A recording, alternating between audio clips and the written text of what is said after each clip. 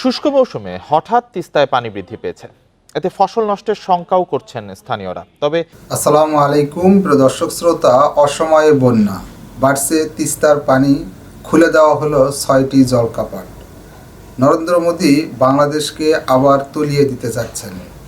এই ভরা মৌসুমে বাংলাদেশে যদি পানি আসে তাহলে বাংলাদেশের দুর্ভোগের অভাব হবে না, মানুষ অসহায় হয়ে পড়বে যারা কৃষি নির্ভর।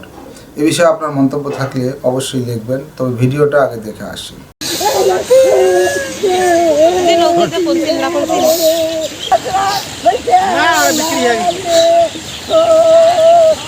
আহাজি কোন বা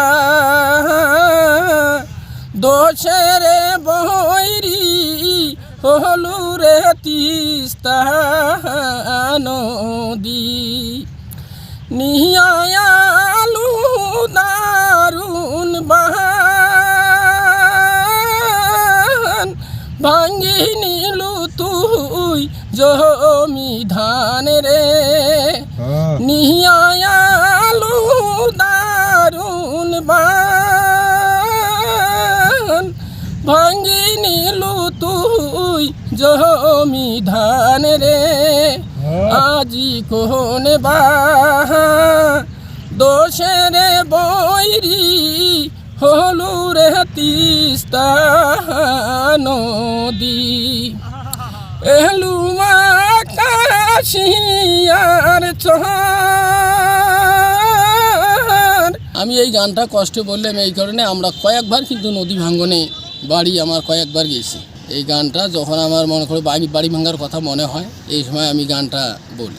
প্রতি ঘর বাড়ি তো ভাঙি গেছে, জমি জায়গা তো গেছি, এগুলোই ক্ষয়ক্ষতি হয়েছে আর কি। জমি ভাঙছে, ঘর বাড়ির সময়তে নদীর বিলীন হয়ে গেছে। এখন তো আমি এই মাছ মারি, এই যে কামাই 300-200 যেদিন যেরকম আইছে।